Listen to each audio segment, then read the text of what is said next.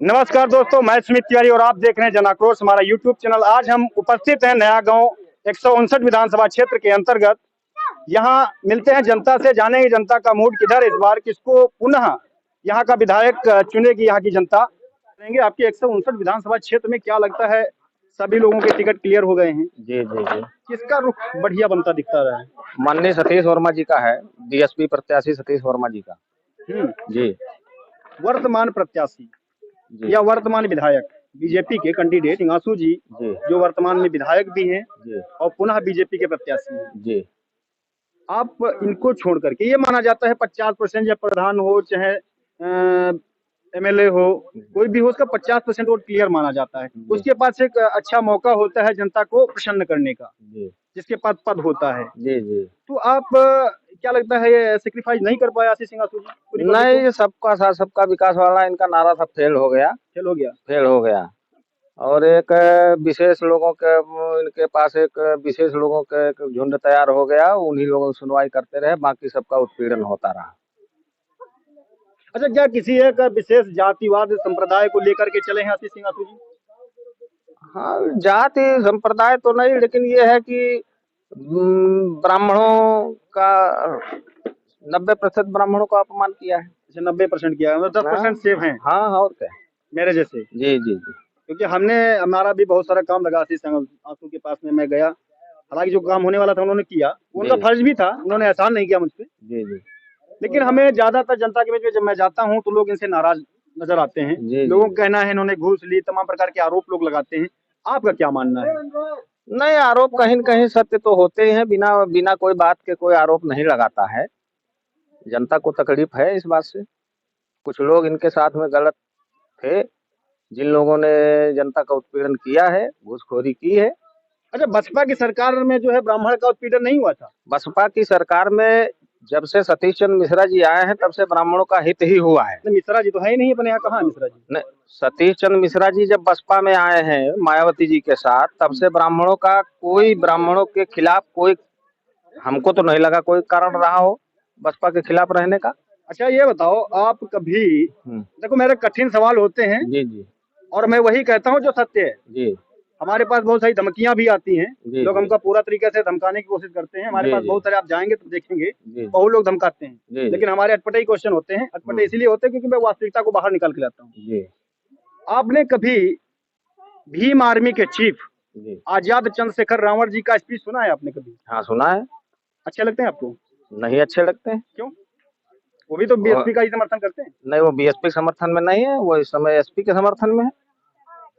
अभी तो एसपी ने नहीं, एसपी के विषय में उन्होंने कई बार बयान दिया है, आप देखिएगा, क्लिप उठा के देखिएगा। वो तो जाना चाहते हैं, सपा में जाना चाहते हैं। हाँ, तो विचारधारा उनकी, सपा की विचारधारा, उनकी विचारधारा एक है। नहीं, विचारधारा तो अलग है, वो तो डायरेक्ट जो है सवर्णों को टारगेट करते हैं। नहीं, मुझे तो नहीं, सवर्णों को तो वो टारगेट करते हैं, लेकिन सपा से अगर वो मिलना चाहते हैं तो इसका मतलब उनकी विचारधारा मिलती है।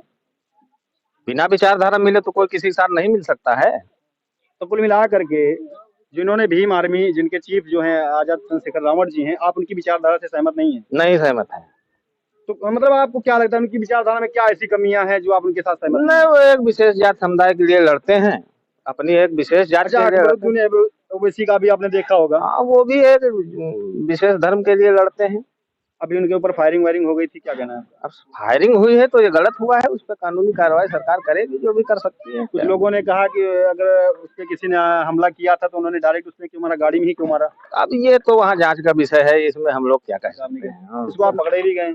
हाँ, पकड़े गए हैं, सरकारी मशीनरी है, अपना पता लगा रही होगी, और जो भी दोषी होगा वो अपना दंड मिलेगा उसको।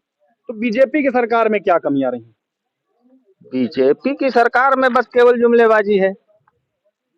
क्या किया है बीजेपी सरकार ने? बीजेपी सरकार पीएम सम्मान निधि चला रही है। हाँ। बीजेपी सरकार महीने में 2 बार गरीबों को राशन दे रही है। हाँ हाँ। बीजेपी सरकार ने गांव-गांव में रास्ताएं दुरुस्त की हैं। बीजेपी सरकार ने लगातार 18 घंटे गांव में बिजली दे रही है।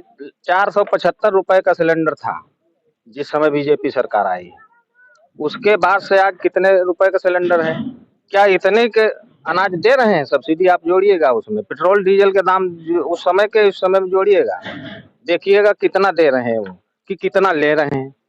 सड़कों का निर्माण होना, विकास कार्य में लगा रहे हैं पैसे। अब विकास कार्य हमको तो नहीं दिखता है। नया गांव में आने के लिए इधर से उधर कहाँ संपर्क में। आपका देखिए संडीला से लेके मल्लावा तक डबलीकरण हो गया।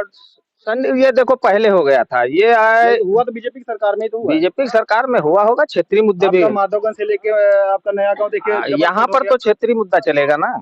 क्षेत्र आपका क्षेत्र ही का मामला है भाई। नया गांव में हम खड़े हैं, नया गांव के पास से ही। हाँ, नया गांव के पास से चली है। आपके गांव में कितनी देर लाइट आ रही है बताइए। लाइट तो आ रही है 17-18 घंटे। आपको याद है सपा की सरकार में लगातार जो है लाइटें कटी बनी रहती, 2-2-3 सप्ताह तो लाइट आती नहीं थी। मेरे सामने की बात है।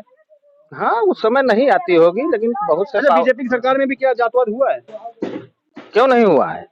क्यों नहीं हुआ? 750 ब्राह्मणों की हत्या कर दी गई, क्यों नहीं हुआ? हत्या काउंटर किए गए हैं। 750 ब्राह्मणों की पूरे उत्तर प्रदेश में हत्या की गई है। इसका जिम्मेदार कौन है? भाजपा सरकार है। अच्छा, अन्य सरकारों में नहीं हुआ? और अन्य सरकारों में आप बताइए गिनके कितने ब्राह्मणों काउंटर हुए, कितने ब्राह्मणों की हत्या हुई।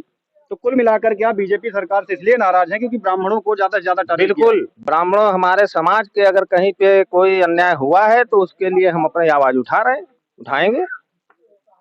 तो क्या ब्राह्मणों को भी एक अपना, जैसे सभी लोग अपनी अपनी एक चीफ आर्मी चला रहे हैं, क्या ब्राह्मणों को भी श्रवण आर्मी चलानी चाहिए? मौका आएगा, अगर जरूरत पड़ेगी तो ब्राह्मण संगठित होकर चलाएंगे। जब इसी तरह उत्पीड़न होगा तो आपको नहीं लगता कि इस समय जरूरत है? क्योंकि हर जाति संप्रदाय। हाँ, जरूरत है। धीरे धीरे जागरूक हो रहे हैं। एक समय ऐसा आ जाएगा कि ब्राह्मणों की भी एक आर्मी तैयार हो जाएगी। बिल्कुल तैयार हो जाएगी। आपको बता दें, सर्वेश पांडे हैं स्वर्ण आर्मी चीफ जी। आप जानते हैं सर्वेश पांडे? सर्वेश पांडे जी को जानते हो? मैं उनका क्या वो सही तरीके से पॉलिटिकल इशू लेकर के चल रहे हैं? इस समय तो वो सही तरीके से लेकर पॉलिटिकल इशू चल रहे हैं।